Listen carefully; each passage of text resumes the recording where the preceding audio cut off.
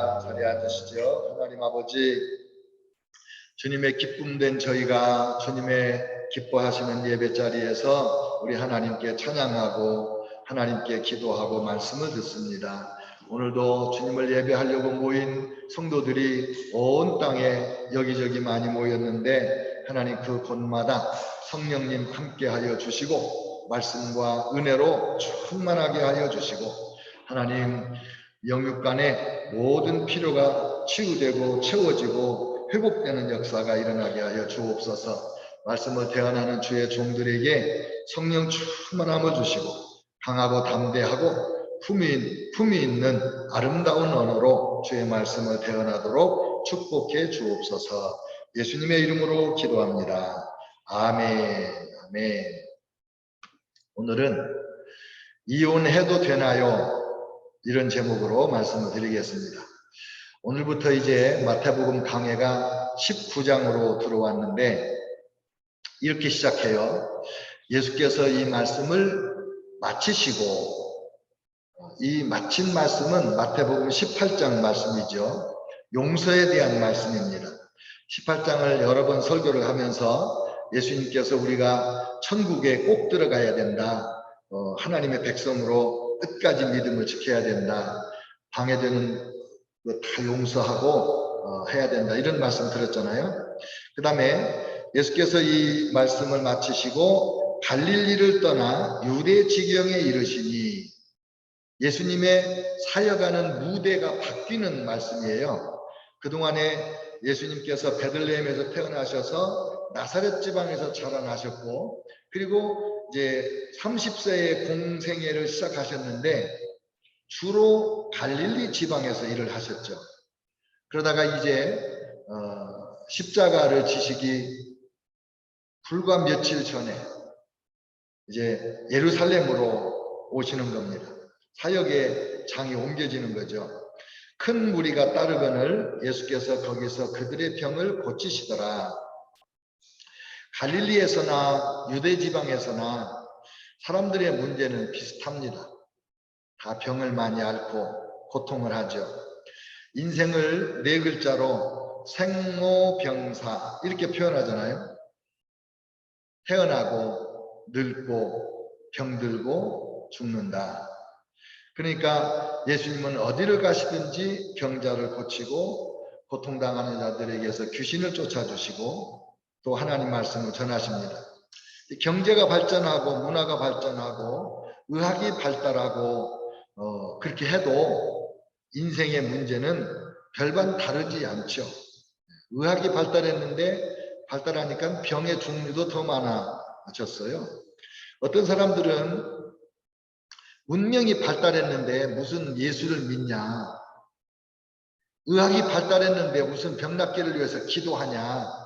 다 그거는 미개한 시대에 사람들이 하던 거 아니냐? 이렇게 자칭 지식인이고 문명인인 채 하는 그런 사람들이 있는데 되게 무지한 사람들입니다.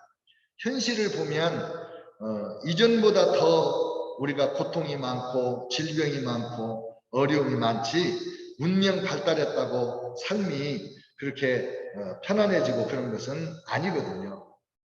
인생살이는 비슷비슷해요. 그래서 2000년 전에 병 고치고 귀신 쫓고 하나님 나라 말씀 전하던 예수님은 지금도 우리의 길이고 진리고 생명이시고 우리를 구원하시는 우리의 유일한 희망이 되십니다.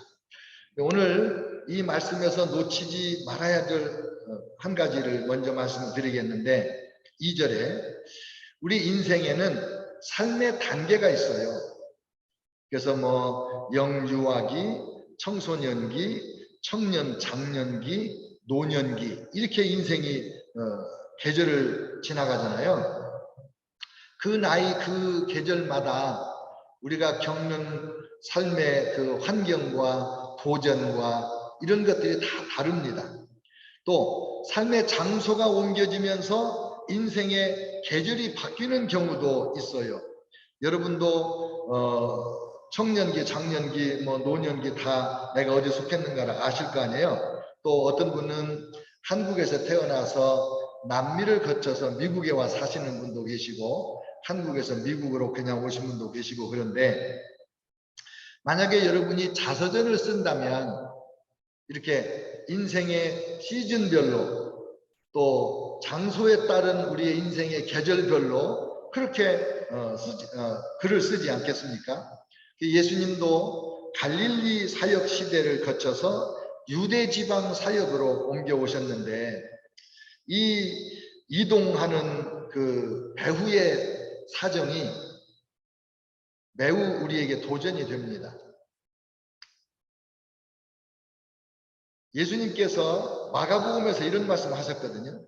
보라, 우리가 예루살렘으로 올라가노니 인자가 대제사장들과 서기관들에게 넘겨져서 그들이 죽이기로 결의하고 이방인에게 넘겨주겠고 그들은 능욕하고 침뱉으며 채찍질하고 죽일 것이나 그는 사흘 만에 살아나리라. 예수님께서는 예루살렘으로 이제 이렇게 가시는데 미리 알고 계셨어요. 내가 예루살렘에 가면 체포당한다, 능욕당한다, 채찍맞고 이렇게 죽을 것이다. 그러나 나는 살아날 것이다. 여러분, 사명을 위하여 사는 사람들은 그 길이 고난의 길이라는 것을 알면서도 사명대로 가다 보면 박해가 있다는 것을 알면서도 그 길로 갑니다. 보통 우리들은 삶을 더 편안하게 살고 윤택하게 살기 위해서 삶의 자리를 옮기는 거예요. 고난을 피하고 실패와 흉년을 피하여 이민을 하는 거잖아요. 그런데 예수님은 고난받고 십자가에 죽기 위하여 삶의 자리, 사역의 자리를 옮기시는 거예요. 고난을 향하여 나아가는 거예요. 사람들은 자기 행복을 위해서 움직이죠. 뭐니 해도 중요한 건 나의 행복이지.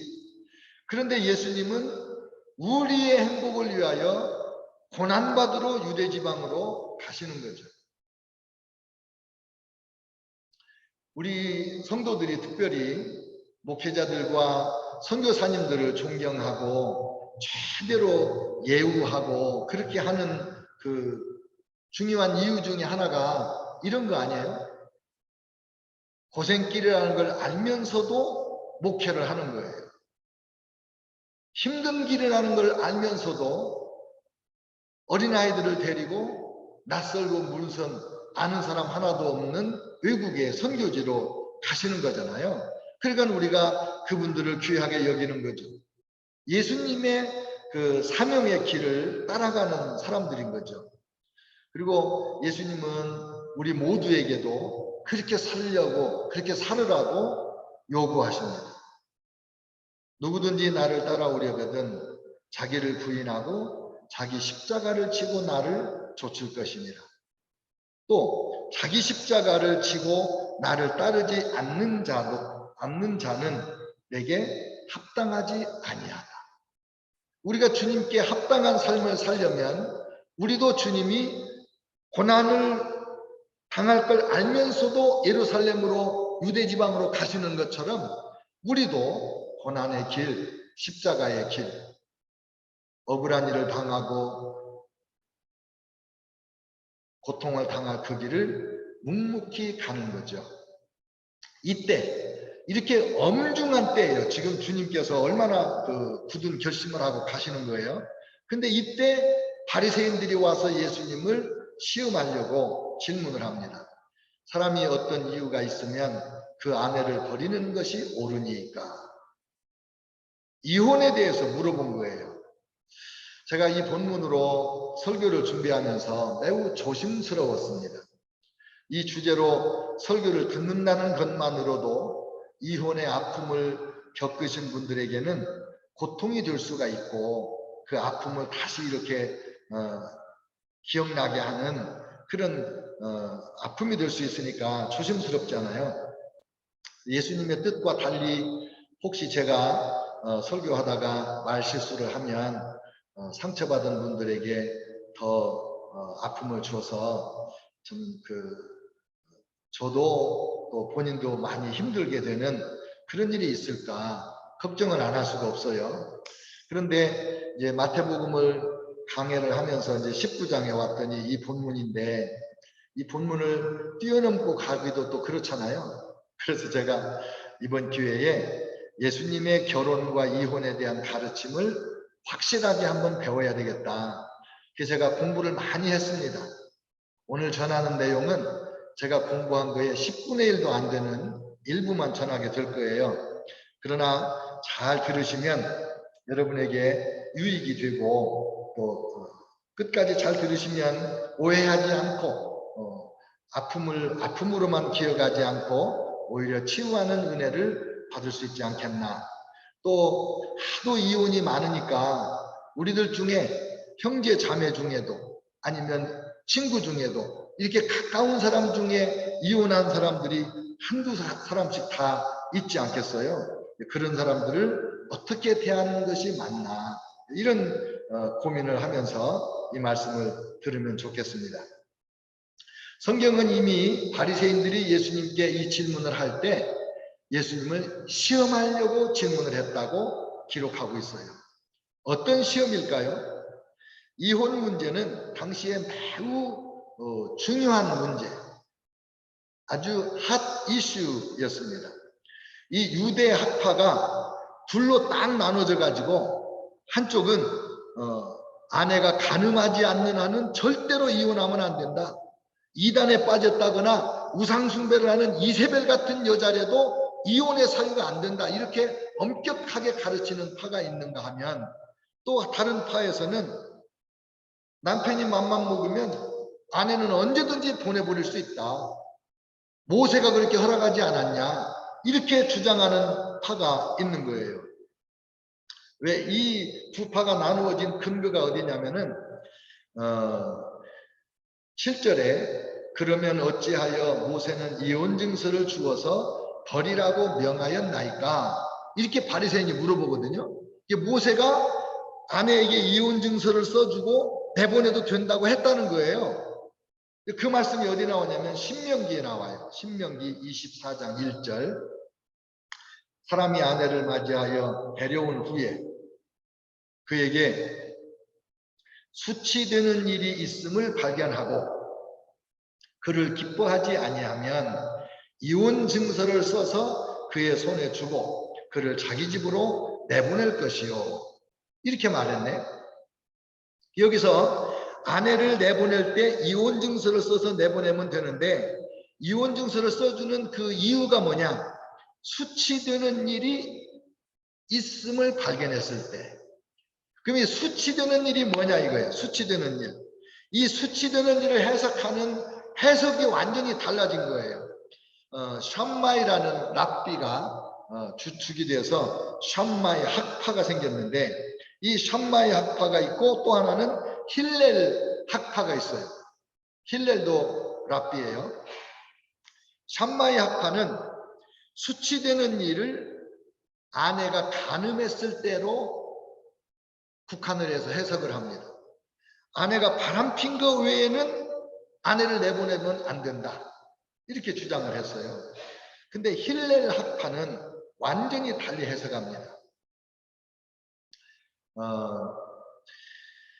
샴마이 학파가 주장하는 것 중에 절대로 이혼을 안 되고 간음하는 것만 해야 된다. 예수님도 그런 입장이에요. 예수님도 9절에 누구든지 음행한 이유 외에 아내를 버리고 다른 데 장가드는 자는 간음을 하는 거다. 이게 예수님도 같은 뜻이에요. 또 사도 바울은 여기에 대한 해석을 붙이고 또 우리에게 한 가지 더 가르쳐 준 게 있는데 고린도전서 6장 16절에 창녀와 합하는 자는 그와 한 몸인 줄을 알지 못하느냐 일러스되 둘이 한 육체가 된다 하셨느니라. 부부는 한 몸인 거예요. 그런데 남편이나 아내가 바람을 폈다. 그러면 바람핀 그 대상하고 한 몸이 됐잖아요. 그러면 원래 부부하고는 한 몸이 깨진 거예요. 그래서 성경에서 이혼을 허락하는 유일한 이유가 뭐냐? 깨어진 관계를 인정하는 가늠했을 때만 이혼을 하도록 허락한다. 이렇게 한 거예요. 그게 예수님의 가르침이죠. 근데 힐렐은 엉뚱하게 해석을 했는데 수치되는 일이라는 말을 남편의 생각에 부끄럽게 여겨지는 모든 것이라고 해석을 했어요. 그래가지고 아내가 저녁 식사 준비를 망쳤다면 아내를 버려도 된다. 아내가 머리를 묶지 않고 밖에 나갔다면 이혼 증서를 써서 보내버려도 된다. 아내가 거리에서 다른 남자와 대화를 하고 있었다면 버려도 된다. 아내가 시부모님에 대하여 말을 함부로 했다. 그러면 버려도 된다. 아내 목소리가 너무 커서 이웃집에서 그 목소리가 들린다? 그러면 버려도 된다. 아니, 이런 게 다 이혼 사유가 된다고 한 거예요. 아키바라는 랍비도 있었는데 이 아키바는 한 걸음 더 나갔어요. 남편이 더 좋아하는 여자가 생겼다? 그러면 아내 버려도 된다. 남편 눈에 더 예쁜 여자가 생겼다? 그럼 아내를 버려도 된다. 아니, 이혼을 왜 이렇게 쉽게 생각하냐? 당시에 어떤 파가 더 인기가 있었을 것 같아요, 여러분 생각에?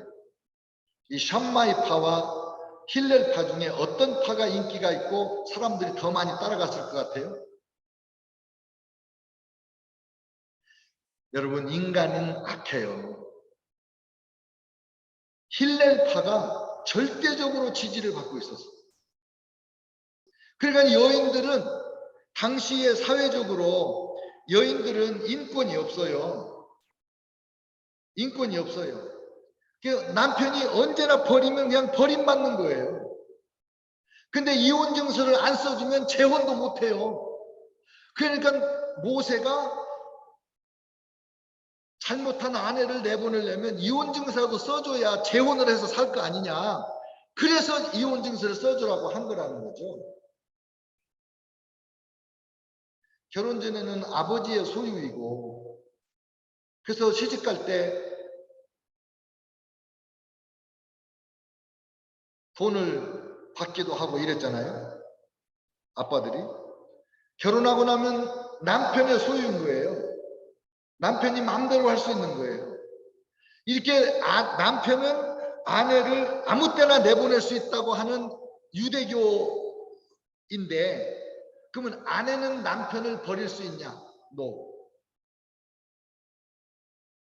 아내는 이혼을 청구할 수 있는 권한도 없어요. 그게 2000년 전에 지금 예수님에게 이혼에 대해서 질문하는 이때의 상황이에요. 이혼을 해도 됩니까? 근데 여러분, 예수님께서 이쪽으로 말해도 논란에 휩싸이고 이쪽으로 말해도 논란에 휩쓸리는 거예요. 그 예수님이 어떻게 답변하시냐면 이렇게 말씀하세요. 4절 6절 예수께서 대답하여 이르시되 사람을 지으신 이가 본래 그들을 남자와 여자로 지으시고 말씀하시기를 그러므로 사람이 그 부모를 떠나 아내에게 합하여 그 둘이 한 몸이 될지니라 하신 것을 읽지 못하였느냐. 그런즉 이제 둘이 아니요 한 몸이니 그러므로 하나님이 짝지어 주신 것을 사람이 나누지 못할지니라. 이 마지막 말씀은 여러분 어디서 많이 들은 기억나죠? 결혼식 때마다 주례하는 목사님이 이 말씀을 읽어드려요. 이제 둘이 아니요 한 몸이니 그러므로 하나님이 짝지어 주신 것을 사람이 나누지 못할지니라. 예수님은 하나님이 아담과 하와를 창조할 때를 그 창조한 사건을 가지고 이혼에 대한 하나님의 뜻을 말씀하는 거예요. 원래 하나님이 남자와 여자로 창조하셨다. 그리고 부모를 떠나서 아내와 합하여 한 몸이 된다고 하셨다. 그러니 하나님이 이렇게 1대1로 짝지어 줬는데 어떻게 사람이 나눌 수 있겠냐.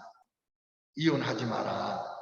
예수님은 이혼을 못하도록 가늠한 이외에는 이혼을 하지 못하도록 그렇게 말씀을 하셨습니다. 여기서 한 가지 교훈을 얻을 수 있는데, 여러분 잘 들어보세요. 이게 대화를 할 때 상대방이 질문을 하면 그 질문에 사람이 휘둘리게 돼 있어요. 예를 들면 어린아이들에게 어른들이 물어봐요. 엄마가 더 좋냐? 아빠가 더 좋냐? 그러면요, 어떤 아이들은 엄마가 더 좋아요 이래. 그러나 대부분 아이들은 답변을 못하고 막 어쩔 줄을 몰라요. 왜냐면 엄마도 좋고 아빠도 좋은데 둘 중에 하나만 답변하라고 그러잖아. 이게 질문의 트릭이라는 거예요. 질문을 하면 거기에 휘둘려요. 먹을래 안 먹을래? 그러면 먹든지 안 먹든지 둘 중에 하나로 답변하라는 거잖아요. 그 예수님 보고 이혼해도 됩니까? 안 됩니까? 해도 된다 하면 안 된다 이렇게 답변하라고 하는 건데, 예수님은 그렇게 답변 안 하고 제3의 답변을 하는데, 창세기 1장 2장에 나오는 창조에서 결혼에 대한 하나님의 뜻을 말씀하시는 거예요. 여러분 대화할 때 휘둘리지 마세요. 종종 휘둘려서 실수할 때가 되게 많은 거예요. 여러분 성경에는 이런 말씀도 있네요. 하나님께서는 영이 여분이 있었으나 오직 하나를 만들지 않았느냐? 어찌하여 하나만 만들었느냐?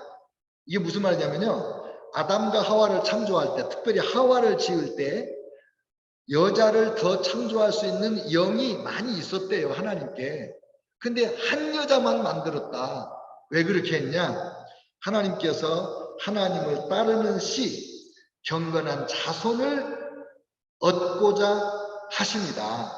그러므로 너희 영을 조심하여 결코 어려서 취한 아내를 대적하여 배신하지 말지니라. 나는 아내 버리는 것을 미워하노라. 다른 성경에는 나는 이혼을 미워하노라. 말라기 선지자를 통해서 하나님이 하시는 말씀이에요.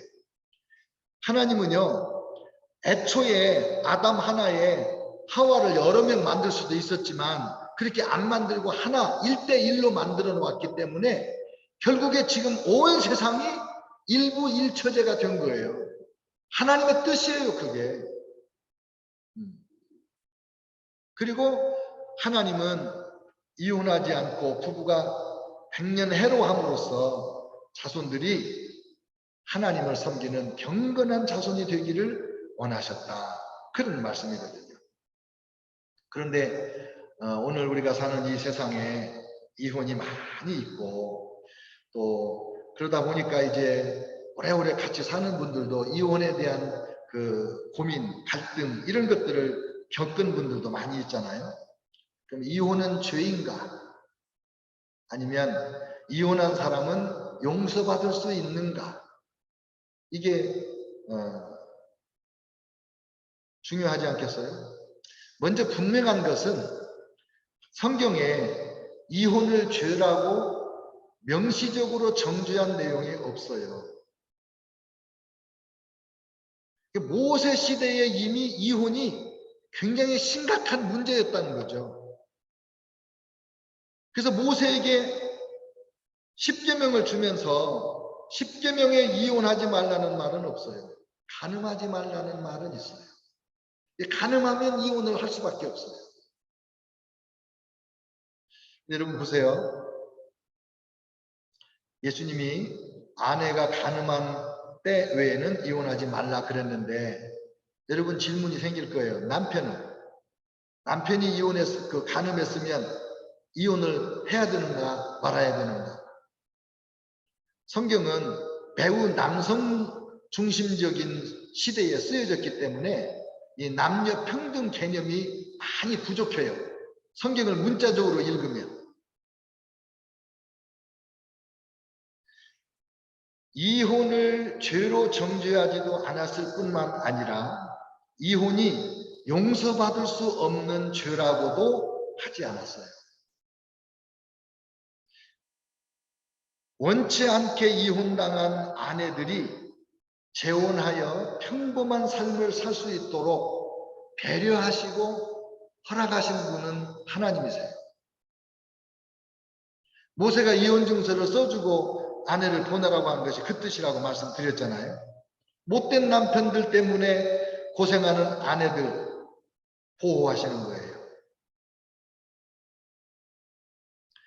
지난 주간에 짜장면 집에를 갔어요. 갔는데 옛날에 제 수업 들었던 신학생이 밥을 먹고 있다가 벌떡 일어나서 인사를 해요. 그래서 가서 이제 인사를 하고 이야기를 잠깐 나눴는데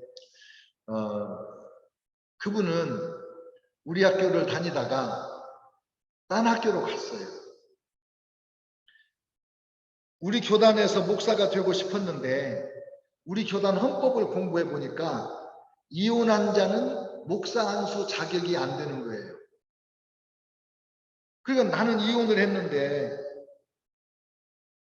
나는 여기서 신학 공부해도 성결교회에서 목사가 못 되는구나.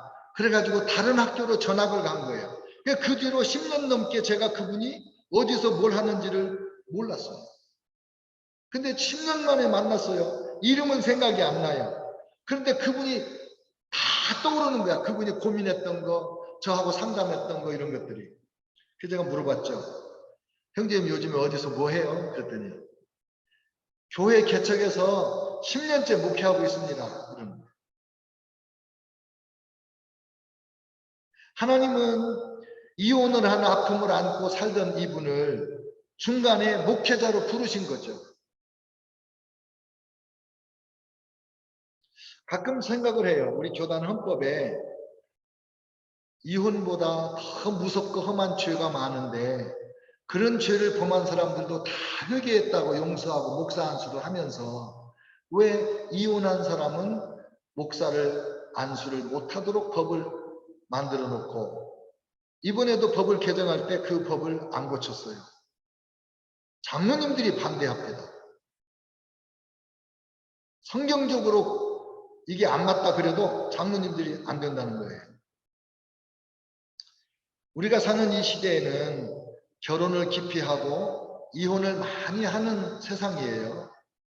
근데 여러분, 누가 이혼을 재미로 하겠습니까? 누가 이혼할 것을 생각하면서 결혼하겠습니까? 결혼하는 사람은 누구나 한평생 해로하려고 생각하고 결혼하는 거 아니에요? 그러나 살다 보니 이혼의 충격을 경험하게 됐는데 당사자 아니면 이 이혼의 아픔을 누가 이해하겠습니까? 특히 자녀들이 있는 경우는 얼마나 더 힘들겠습니까? 또 이 자녀들도 그 당사자들의 고통을 좀 이렇게 추측해 볼 수 있는 것이 뭐냐면 자녀들이 부모가 이혼했을 때 겪는 그 충격을 숫자로 표현한 게 있어요. 부모가 돌아가셨을 때 충격을 100이라고 하면 부모가 이혼했을 때 충격이 100이라는 거예요. 자녀들이 그렇게 충격을, 그러니 당사자들은 얼마나 더 힘들고 어렵겠냐고요. 그러니까 이렇게 충격과 슬픔과 아픔을 겪는 분들을 색안경을 쓰고 본다거나 그분들을 거리를 둔다거나 그러면 그거는 잘못하는 거죠. 특별히 우리 성도들은 그리스도인은 그러면 안 되는 거죠. 그런데 한 세대 전만 해도 이혼에 대한 그 시각이 굉장히 부정적이었습니다. 오래전에 우리 교회에서 예수 믿은 한 자매님이 계신데 저 나이 또래예요. 이분이 한국에서 결혼해가지고 딸을 하나 낳고 금방 이혼을 할 수밖에 없었어요. 이혼을 했는데 여동생들이 들고 일어난 거예요. 언니가 이혼해서 우리 호적에 빨간 줄이 올라가서 우리는 이제 시집도 못 가. 언니 어떡할 거야? 그리고 이 언니를 막 몰아붙인 거예요. 그래가지고 이분이 눈물을 머금고 이를 악물고 자기 아버지 호적에서 자기를 완전히 지워버렸어요. 그 자기 혼자 독립 호적을 만드는 거예요. 그리고 그때부터 가족들하고 담 쌓고 사는 거예요. 얼마나 아프겠어요.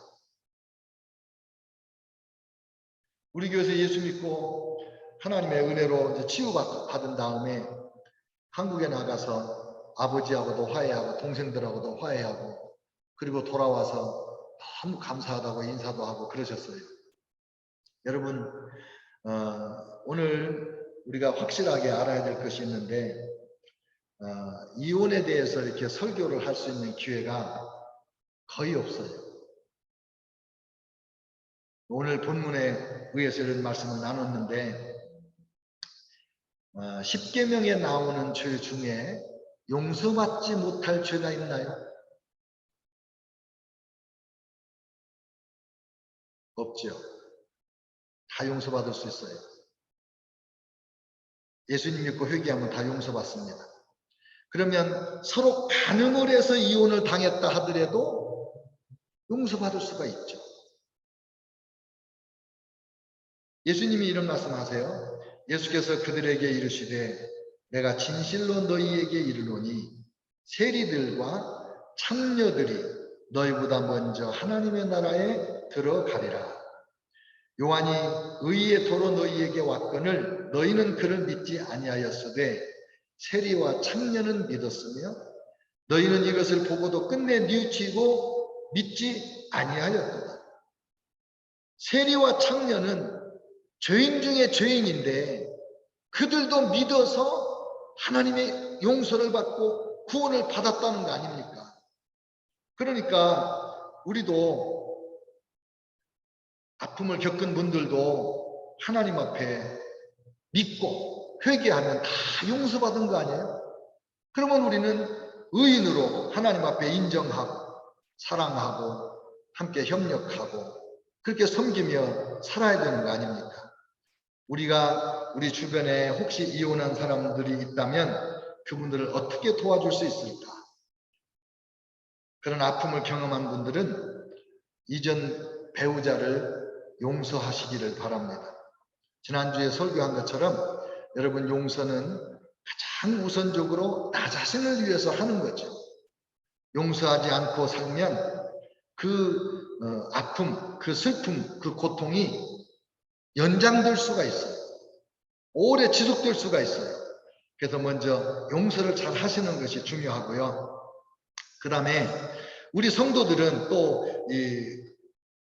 나는 혹시 그런 일이 없다 하더라도 누구를 정죄하고 비난할 권한이 우리에게 없잖아요. 누구를 정죄하고 비난하고 무시하고 배척하고 그럴 권리는 우리에게는 없어요.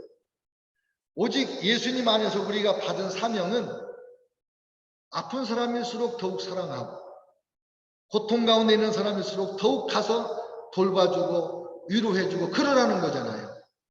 그러니까 우리 성도들은 절대적으로 아픔을 겪은 사람들 곁에서 친구가 되고 치유자가 돼야지 더 아프게 하거나 더 슬프게 하거나 비참하게 하는 그런 일체의 언행을 해서는 안 될 것입니다. 한 가지만 더 말씀드리고 오늘 설교를 마치겠습니다. 결혼이란 무엇일까? 히브리 말로 결혼이라는 말은 키투슌 이런 말을 쓰네요. 키투슌. 이게 무슨 뜻이냐면요. 영어 사전에 영어로 뭐라고 나오냐면 sanctification, dedication, consecration 헌신이란 뜻이에요. 성화, 헌신. 온전히 구별하여 바침. 하나님 앞에 나를 바친다 그럴 때 consecration이라고 그래요. 봉헌한다 하나님 앞에. 근데 결혼이 봉헌이라는 거예요. 남편은 아내에게 나를 바치는 거예요. 아내는 남편에게 자기를 바치는 거예요. 그래서 남편과 아내가 서로가 서로에게 완전히 자기를 100% 드리는 거예요. 그 누구도 어떤 권리가 없고 아무 주장할 것이 없어요. 남편은 100% 나를 주장하는 거예요. 아내는 100% 나를 주장하고 소유하는 거예요. 이게 결혼이에요. 그래서 결혼이 완벽하게 이루어지려면 5가지 측면의 결혼이 이루어져야 돼요. 첫째는 부부가 영적으로 결합이 돼야 됩니다. 그걸 스피리추얼 메리지라고 해요. 같이 하나님을 믿어야 돼요. 같은 하나님을 섬겨야 되는 거예요. 그래서 사도 바울이 신약성경에서 가르쳐 주실 때 불신자하고 결혼하지 말라 그러잖아요. 두 번째는 정신적인 결혼이 있어요. 이 부부는 서로 충분히 이해하고 대화가 되는, 같은 생각을 하고 같은 사상을 갖고 같은 가치관을 가지고 살아가는 사람이래야 돼요. 그래야 온전한 결혼이 되는 거죠. 세 번째는 법적인 결혼인데 혼인신고를 하는 것으로 법적 결혼을 해요. 어느 사회나 결혼은 법적으로 인정된 부부가 돼야 되고 법으로 보호받는 결혼이 돼야 돼요. 그 다음에 네 번째는 육체적 결혼이에요.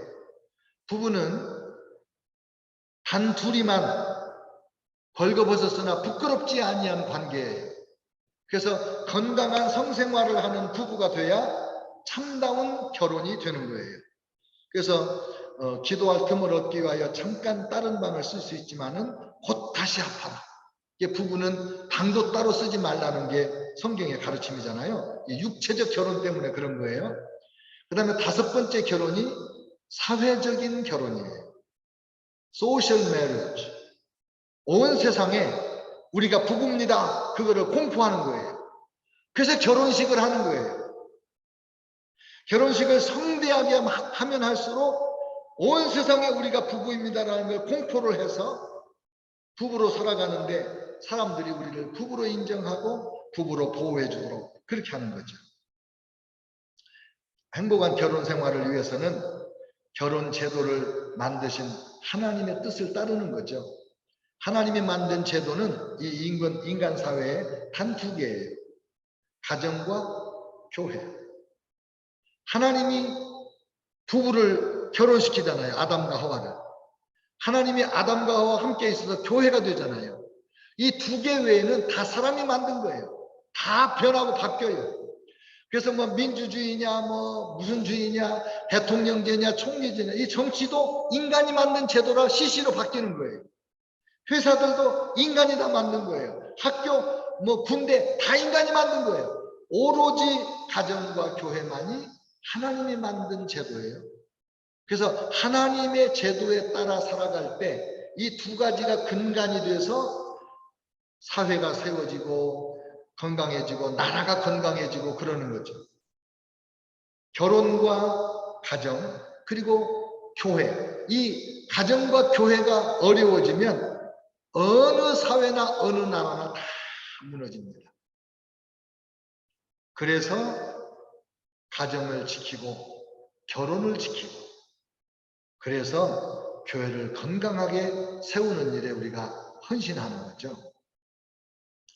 인생에는 계절이 있다고 그랬어요. 새로운 계절로 들어갈 때마다 사명을 가지고 가는 거예요.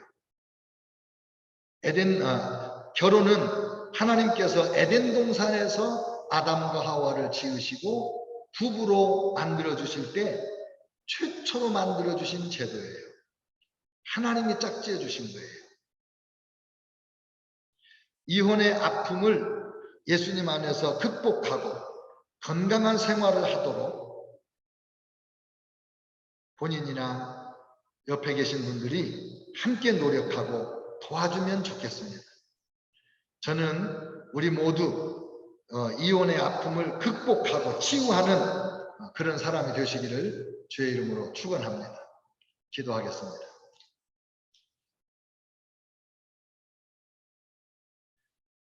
이혼해도 되나요?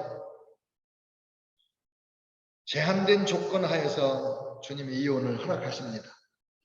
그러나 요즘에 그 조건 아니고도 이혼을 많이 하는데 하나님 앞에서 이런 아픔을 겪는 사람들이 없도록 특별히 우리 성도들 가운데는 이런 일이 없도록 우리가 힘쓰고 기도하고 또 앞으로 우리의 자녀들이 결혼하고 가정을 이루고 살면서 끝까지 행복할 수 있도록 한번 기도하겠습니다.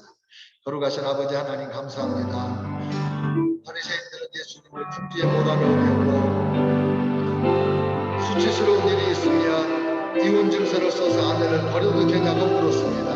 그러나 주님께서는 분명히 말씀하셨습니다. 가늠한 후에는 이혼하지 말라 하셨습니다. 하나님의 사랑하는 성도들이 결혼을 소중하게 여기고 부부관계를 하나님 앞에 특별하게 아름답게 하나님 잘 보존하게 하여 주시고 가정을 축복하시는 하나님, 가정과 교회를 통해서 세상을 축복하시는 하나님을 전적으로 신뢰하고 의지하고 주님 뜻대로 살게 하여 주옵소서. 우리 가정을 지켜주시고 축복하여 주옵소서. 건강한 부부가 되도록 여호와여 함께하여 주시옵소서. 하나님의 자비와 긍휼이 우리 안에 있도록 주님 도와주시기를 간절히 원합니다. 몸과 마음과 영혼을 치유해 주시고 또 새 힘을 주시고 승리자로 살아가도록 하시는 그 은혜를 구하겠습니다. 하나님 아버지 감사합니다. 우리가 이 땅에 살면서 많은 아픔을 겪습니다. 슬픔을 경험합니다. 아버지 하나님 우리 마음의 상처를 주님 앞에 내어놓고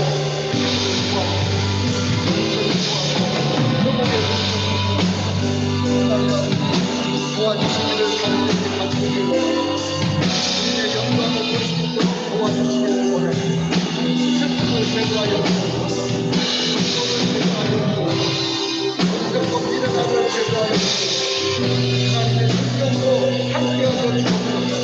하나님 우울함과 하나님 아버지와 수치심과 열등감과 또 어리석고 미련함 우리를 정리하고 비난하는 마음을 떨쳐버리고 하나님 앞에서 함께하고 감당하고 하나님의 감사하게 살아가게 하여 주옵소서. 고쳐주시옵소서. 모든 병을 고쳐주시옵소서. 병을 물리쳐 주시옵소서.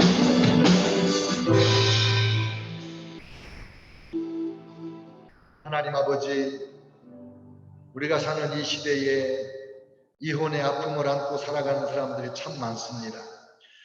하나님께서 말씀하신 그 한 가지 이유만이 아니라 많은 이유로 아버지 이혼의 아픔이 우리 주변에 많이 있는데 주님 저희를 도우셔서 하나님이 허락하신 건강한 가정을 지키고 하나님이 맺어주신 부부관계를 일평생 하나님의 축복 가운데 누리며 살게 하여 주옵소서. 하나님 아버지, 가정을 무너뜨리려는 온갖 시험과 유혹이 많은 세상입니다. 하나님께서 우리 성도들을 지켜주시고 우리 자녀들, 젊은 부부들을 지켜주시고 보호하여 주시옵소서. 하나님 아버지 감사합니다. 주님께서 우리를 구원하실 때 죄를 용서해 주신 것을 감사하며 마음의 모든 상처를 다 싸매주시고 치유하여 주시고 쓴뿌리를 뽑아주셔서 감사합니다. 분노와 수치심과 우울증을 치료하여 주시고 마음의 평강이 넘치게 하여 주옵소서. 온갖 시험과 유혹의 원수마귀들을 멸하시고 성령으로만 충만하게 하여 주옵소서. 암으로부터 당뇨와 합병증과 관절염과 온갖 질병들로부터 사랑하는 자녀들을 해방하셔서 하나님의 영광을 보고 하나님의 은혜를 누리기 원합니다. 나사렛 예수 이름으로 명하노니 모든 슬픔과 아픔과 고통을 주고 분노를 일으키는 원수마귀들아 우리 성도들에게서 떠나 갈지어다. 성령님 환영합니다. 오셔서 우리를 100% 지배하시고 다스려 주시옵소서. 우리 성도들의 몸을 아프게 하는 모든 질병, 모든 병만은 떠나 갈지어다. 예수 이름으로 명하노니 병을 고침받을지어다. 병만은 떠나가고 성령 안에서 자유하고 새 힘을 얻어 살도록 역사하여 주시옵소서. 예수님의 이름으로 축복하며 기도합니다. 아멘. 아멘. 같이 일어나셔서 찬송가 559장을 부르겠습니다.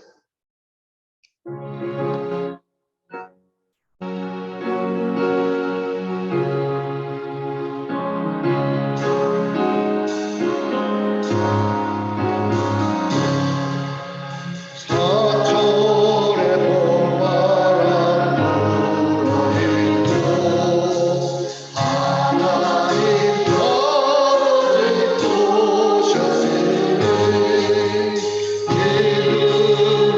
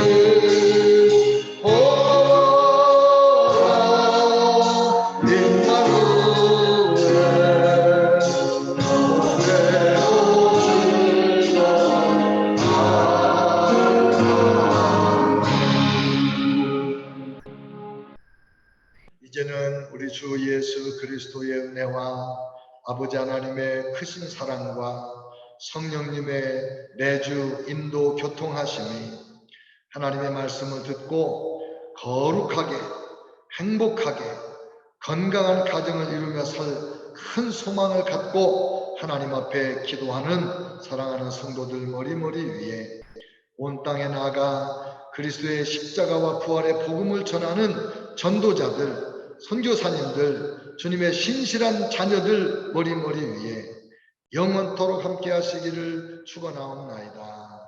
아멘.